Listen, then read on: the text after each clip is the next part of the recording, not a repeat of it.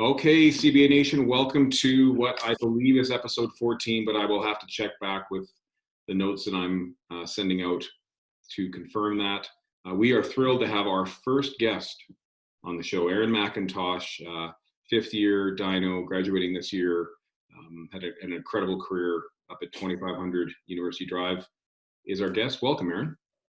Thanks for having me. Yeah, it's neat to have you on board, and we're going to pepper you with questions and squeeze as much as we can out of you for all of the young people that are watching and some of the parents. So as I mentioned to you, Erin, this is going out to our entire club, all the members of teams on the boys and the girls side. So we're getting good traction, aren't we, Ty? Yeah, we got more fans than we probably should have, for sure. I don't even know if you want to call them fans.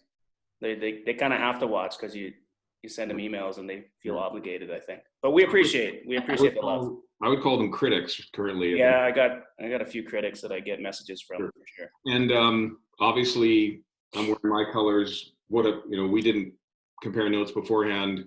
You're wearing your colors, and clearly, Erin, you're wearing your colors. So it is the NFL draft today. So, but I am going to go to my Dinos colors because that is what I should do in honor of Erin being on our show.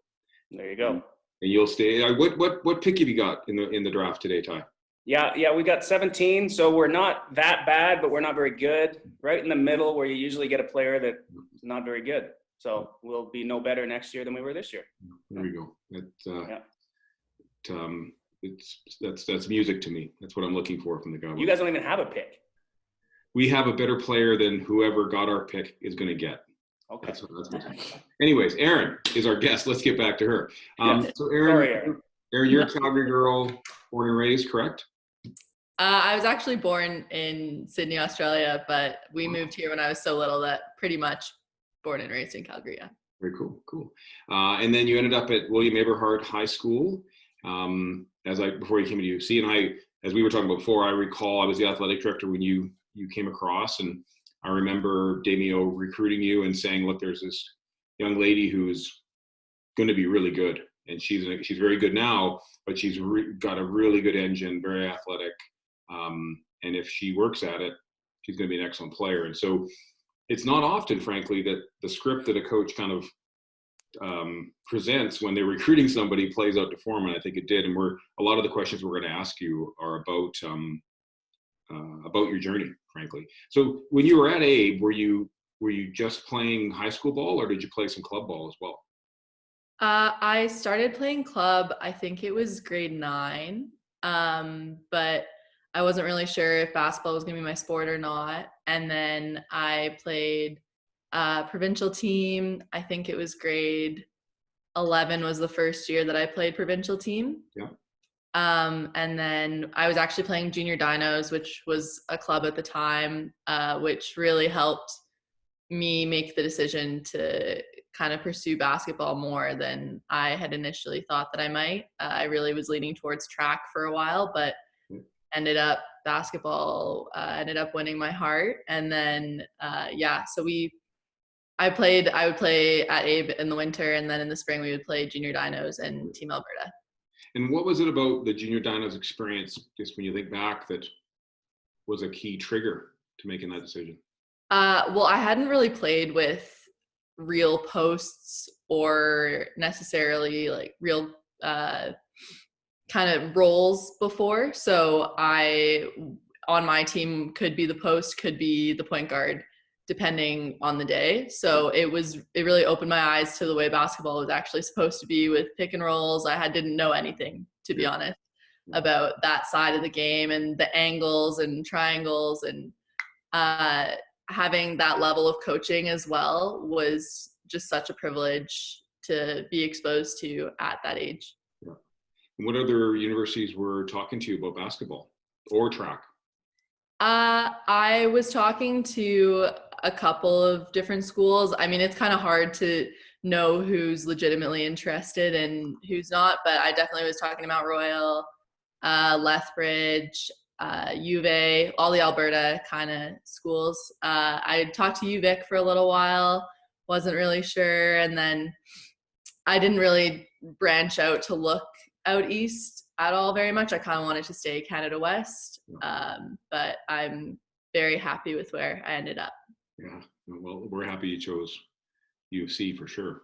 Did you, you said you started playing club ball in grade 9. Yeah. Did you continue with track throughout high school? I did high school track, but Mhm. I didn't do club. I think my last year of club track was grade 10 or 11. Because I tried out for the basketball provincial team before, but then I ended up choosing to go to track nationals that year instead. Okay.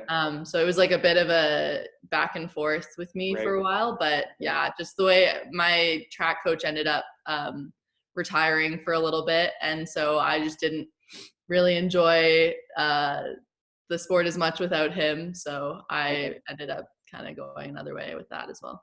That's cool. Excellent. Yeah. I've got some clips because it is the clips of the day. It's called that. We've got to show some clips.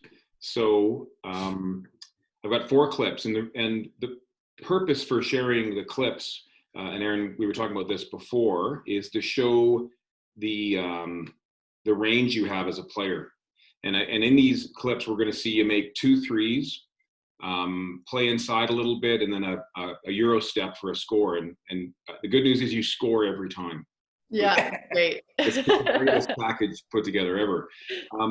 So what I'm going to do is I'll run the clips, and then Ty, if you have questions, or you know, we may pause and ask you a question about, you know, how did you develop that, and but let's just run these clips. So this first one, they're not in perfect order, so I'm just going to apologize in advance that I'll have to move back and forth a little bit differently. But this first one is an out of bounds play. It ends up with you with a 3. That's you in the corner. Right. Just watch that again. So you start with the ball pinned down.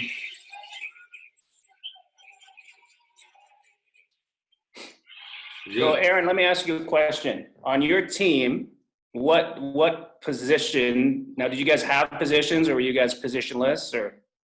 We definitely had positions, but I definitely played more than one position throughout the season. Okay. And then were you allowed offensively to kind of do, by the time you're in your 4th and 5th year, to kind of, for lack of a better word, do whatever you wanted, so to speak? Well, the thing is with our team, especially, everyone, as much as we do have roles, everyone has kind of a license to do the same thing. So I came in as a guard. So I'm expected to shoot the open shot, get rebounds, contain my man, and just kind of the basics. And then you sort of build on that from there. So I definitely had more of a license to shoot by my 5th year than I did in my 1st year, especially. But as soon as I was in my 2nd or 3rd year, you're expected to take the open shots. So cool. Yeah, that's great. It's a great question. I think, you know, Damien has a slightly different way of looking at the game. Your coach, Damien Jennings, which is player friendly. Erin, is that fair to say? Yeah, I think he treats us as adults, so there's pretty high expectations, but once you're meeting those, or at least in the realm, then you're pretty free to do play as you want to. You got a lot of freedom. That's good. So this next clip is going to show you more as a post player against the zone, Erin. And I'm going to run it, show you the score, and then I'm just going to back it up and ask you kind of what your tactic was, what your strategy was to try and create an advantage. So you're sealing out, so you're on the inside of the defender, down on the right block here. So you're on the right block. Get a good pass. So maybe if you're okay with us just slowing it down and talk us through what you're doing. Well, they're playing in a 2-3 zone here, so I know that with the coverage areas, that I think that's Charity there in the middle. She has to guard that central area. So I know that in this play, the ball is getting skipped. So then on this attack, that player in the center, the X5, is going to have to go to the ball. So if I can get on the inside of that other defender, there's no way that they're going to be able to stop that bucket from coming. Is that something you guys work on a lot? We had to play a lot of zone offense this year. So it's definitely something that we're trying to be aware of, is the pictures and the angles before the play happens. So that's the nice thing about a zone, something that Damien always talks about, is you know who's going to guard you. So you just get to pick where they end up getting to guard you. So you can pick the matchup. So I'm on the smaller guard side, and just worked out in that play. So it was good attack by the teammates and then a great pass. Cool. And one of the things I want to emphasize is that you are a versatile player. You're a Renaissance player. You do pretty much everything, and play every position. As far as what I saw, that's what, and that's why I showed those clips back to back. So you're going from shooting a 3, and I think the next clip is the next clip is a drive. So let's watch that. So you're just showing some real traditional post skills. And this next one is there's a shot at the buzzer by Mount Royal. And you end up getting an opportunity to transition here. So I'll speed this up just a little bit, and then I'll slow it back down and run it again.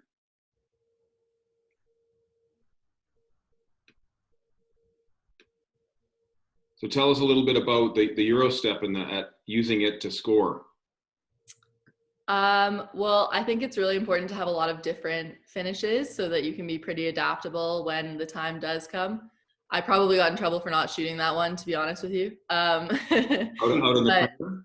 Yeah, well, I mean, it's pretty open, but hard to say. But we also talk about you don't shoot what you can drive, so maybe it was the best decision. But a great seal from Michaela there at the top definitely opens up the drive for me. And then I just think it's really important to be able to change direction and try and get that best angle for the drive.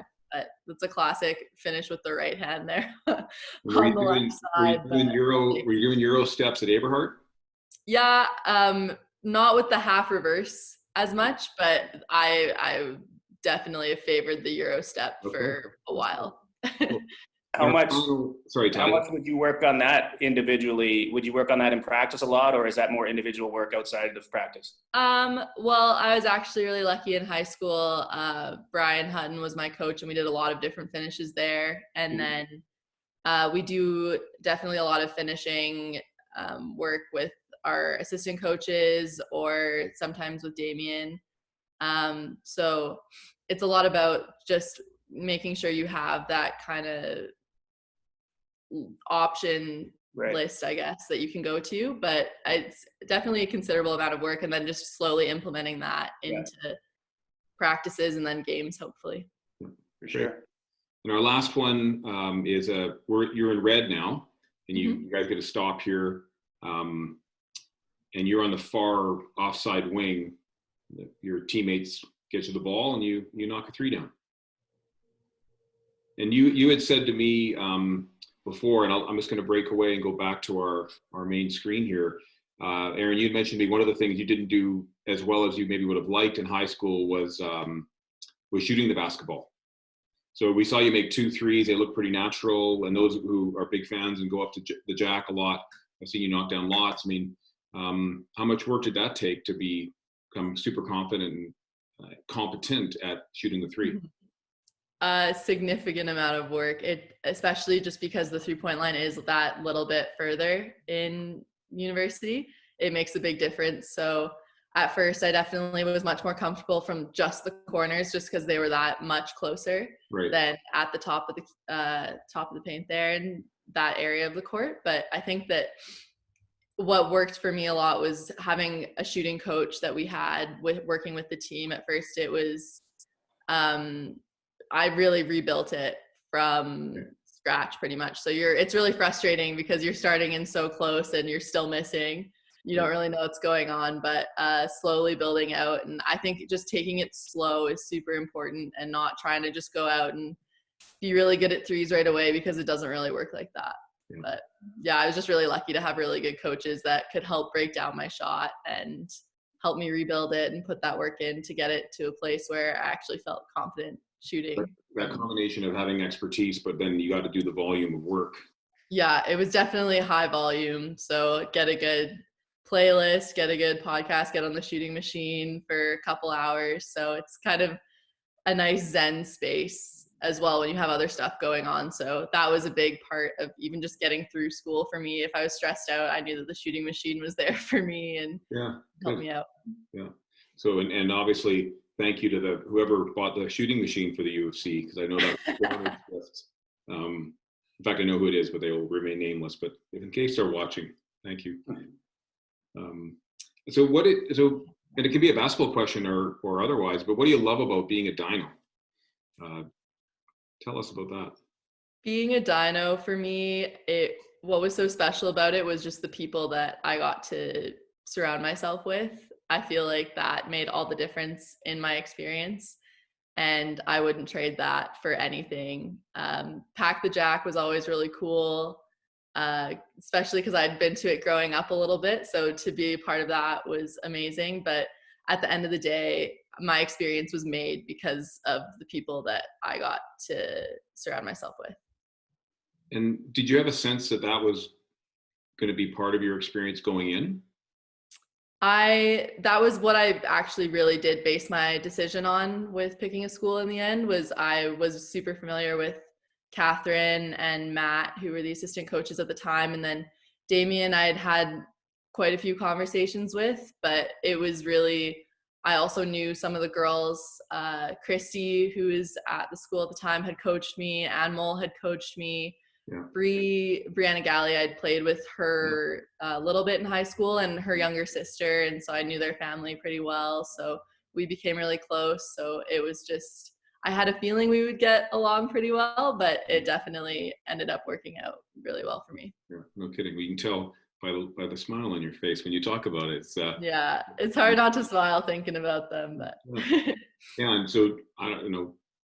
The fact that you were successful as a program and you had a positive human experience is awesome. Ty, what are your thoughts on just the whole, kind of the holistic experience that, and in the context maybe to a degree of our athletes and what we're trying to teach and promote? Yeah, I think what you're saying is, rings true. Like you find a coach and teammates that you care about and care about you. I mean, that's what you're looking for. Certainly when you're going to play for a program. I do have one question for you. I know we have kids that are going away in the fall and other kids that have aspirations of going away. Can you tell me what a regular week looks like for a student athlete? With all your training and your school and your games. I know a lot of kids that have gone away in the last couple of years are shocked of, your first year, how hard it is, how much time you have to put in and all that. Yeah, first year is definitely a little bit about survival. It's a steep learning curve.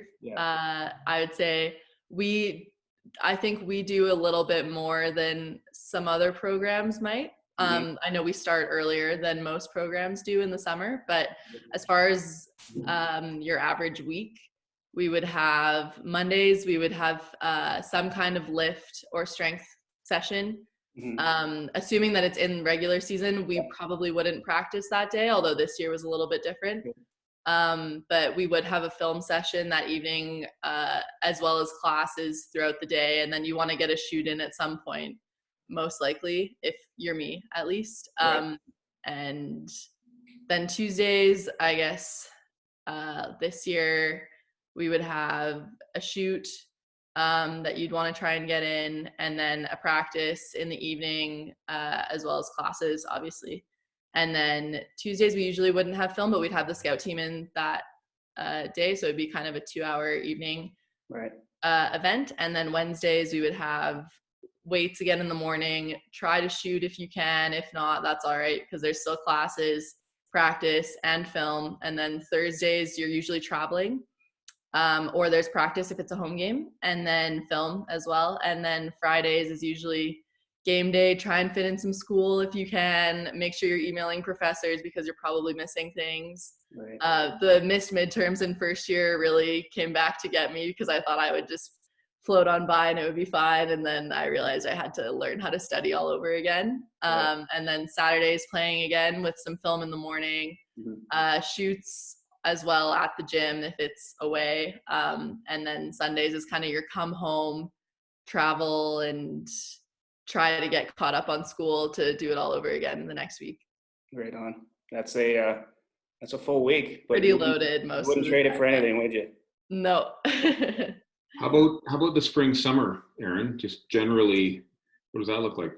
So spring is a little bit more flexible. You kind of finish classes. Well, you finish the season first of all, and then you have like a bit of time. Typically, this year is definitely different, but to sort of catch your breath a bit, and then you're still kind of doing your own workouts, so you don't want to lose too much conditioning. And then we have our great strength and conditioning trainer, Rich Hesketh. He'll send out a rollover program, and then the girls who do stay in Calgary will be running hills every Thursday, or just other workouts throughout the week, kind of a Monday, Wednesday, Friday thing. And then you're working in your own individuals or just finding a buddy to go work out with on court, hopefully.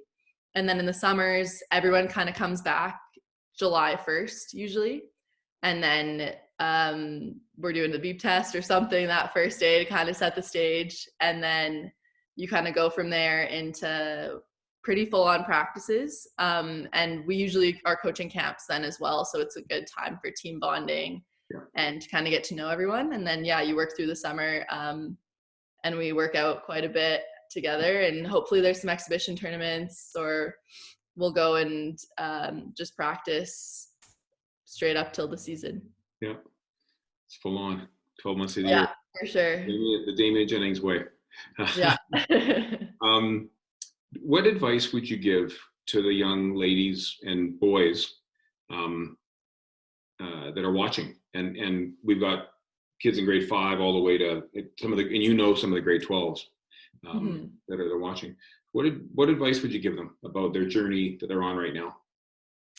I think if it's something that you really want, it's something that you really need to commit to. So it's hard sometimes to want to get up and go and work out if you're really tired or it's early. But at the end of the day, if it's something that you do really want, I would say that it's absolutely worth it. And you never really get up and you do a workout and you regret it afterwards. That was never a feeling. So I think that sort of speaks for itself. And there's something to be said for the feeling that you get of being able to look back and see all the work that you have put in, and feeling proud in that, knowing that you did as much as you could in that time. Would there be any advice you'd give to the kids in grade 11 and 12 who are they're starting to know that there's a chance they can play post-secondary? What should they be prioritizing, looking for in schools, or what should they be focused on in the recruiting process? For me, it was definitely people was what ended up being the most important factor for me.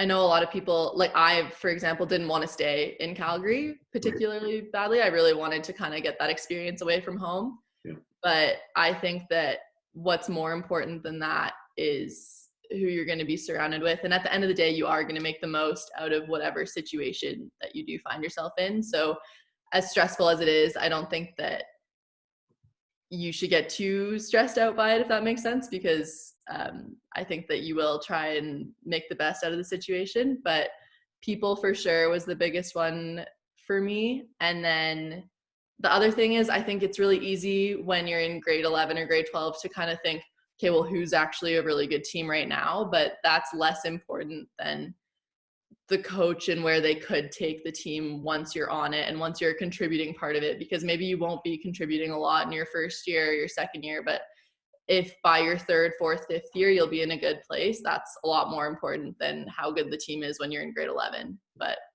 mostly above all is the people that you're going to be with and coming in with, and who's going to be coaching you and supporting you. Yeah. That's a great message. Absolutely. That's awesome. I got just one final comment for you, but Ty, over to you for any other comments or questions. No, I think that's really important. In the grand scheme of things, you got to be comfortable with the people you're going to be spending every day with for your next 5 years, and obviously have a coach that believes in you and whatnot. And that's cool to hear. That's awesome. The Erin, when I arrived on campus in the athletic director role in 2011, I went to the president and I said, if I'm successful here, what have I done for you? And she said, without even hesitating, help build pride on campus. And it became our mantra in the athletic department quietly, that we answered a lot of questions like, do we promote this or do we promote this? Do we do this? Do we do that? We just went back to help build pride on campus. And I just want you to know that your team makes me proud to be affiliated with the University of Calgary and Dynamo Athletics. And you do, because you're a Calgary kid. You were on a journey that, frankly, Ty and I talk about with our athletes in our club, and Carrie Blaskin and Josh on the girls' side, around grit and having a vision and sacrifice. So thank you for bringing pride into our world in the basketball community. You had an amazing 5 years, and frankly, a part of a legacy that you left with Dynamo Women's Athletics that's going to continue on for many, many more years. So thank you. Thank you so much. Very kind words. I'm not sure I'm completely deserving of them, but very grateful to have had the experience that I had and for the community that we do have here in Calgary. No, great messages. Thank you so much. I know that girls will be dialed in big time for this. So just a couple of announcements. Number one is I can guarantee you that the Dallas Cowboys are going to botch the 17th pick of this draft. So watch at 6:00 tonight. It'll be a train wreck. You know, no team has drafted more Pro Bowlers in the last 8 years in the first round. Erin, you agree with me, right? I don't know. Yeah, you do. It doesn't matter, but it sounds like you're right. Thank you. And then just one programming note, because now we're like a thing. We exist, Ty. Yeah. 2 weeks into this thing. It's incredible. On Monday, April 27th, Roy Rana, who's an assistant coach with the Sacramento Kings and was the Ryerson head coach, a guy who cut his teeth in high school basketball in Toronto, unbelievable basketball story, is going to join us on this. So he's our set. We went Calgary first. Yeah, Erin McIntosh. Yeah, will always be the first one to put to the day. And then we'll go with Roy.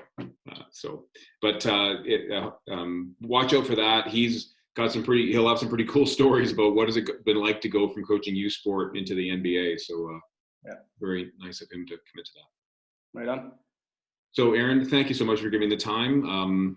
Be safe and well and during this time. And I know we'll enter in phase 2 soon, and you can move on with the next part of your life post Dinos. Yeah, thank you so much for having me. This is a really great thing that you guys are doing. So nice to see some hope in these times. Yeah, indeed. Yeah, thanks very much for coming on. Okay. Be safe, be well. That's it for episode 14. Take care.